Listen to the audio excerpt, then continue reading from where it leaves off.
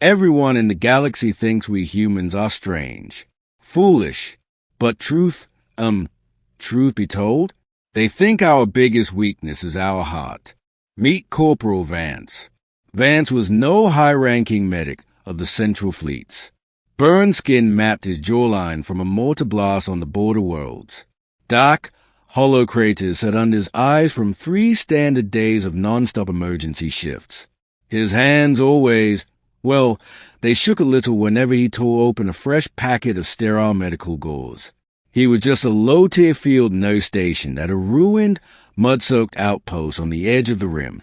The battle had been brutal, and the triage tent was overflowing with smoke and the stench of burnt metal. The high-ranking alien officers at the command post had already fled. Their minds were small. They only saw a losing battle. They only saw their own skin. Then, a crumpled figure was dragged into the tent by a retreating drone. Her body was covered in deep, crimson scales that were cracked and oozing thick, glowing fluid.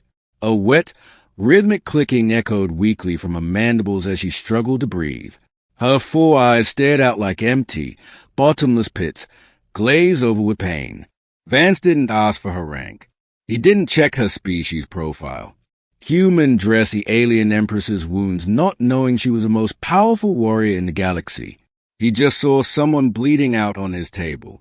The medic drone let out a warning chime, its screen flaring red with danger alerts. To any alien, touching a high-tier warrior in her state was a death sentence. Their bodies radiated kinetic energy when damaged. But Vance didn't flinch. Thick gray dust from the trenches coated his heavy combat boots. His breath dragged heavy in his chest, but his shaking hand became, suddenly, perfectly still. He reached into his kit, grabbed a heavy bottle of stinging antiseptic, and poured it directly onto her torn scales. The alien woman let out a low, terrifying hiss that shook the metal poles of the tent, her sharp, segmented tail snapping just inches from his throat like rusted metal. The hidden wounded soldiers in the corner waited for the scream. They thought she would tear the human apart.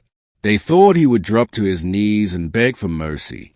But Vance just leaned over her, his jaw set like granite. He wrapped his fingers around a heavy iron clamp, stabilizing her fractured shoulder plate. He looked straight into those 4 dark eyes and said, "Your Highness, or whoever you are, you can hiss all you want, but you're leaking fluid on my clean floor. If you want to kill me, do it after I patch this artery. Until then, shut up and hold still. Humans don't look at the size of the threat when someone is broken. We fight for the soul. And right now, your soul is trying to leave your body." Without a single doubt, without wasting a heartbeat, he worked through the night, stitching her thick hide and packing the deep plasma burns with raw, unyielding human focus. Alien logic shattered right there on the floor. By morning, the enemy fleet breached the perimeter, their heavy dreadnoughts darkening the sky.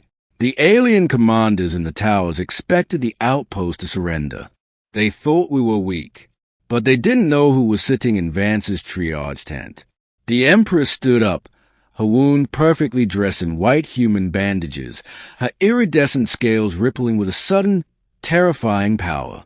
She drew her legendary energy blade, looking at Vance one last time before stepping out into the storm to obliterate the entire invading force single-handedly. The aliens still sit in their high towers, texting, trying to find the military logic behind why the most feared ruler in the universe saved a broke human outpost. But truth is, humans are just built different. The night is getting late. So, what do you think? We humans really are strange, aren't we?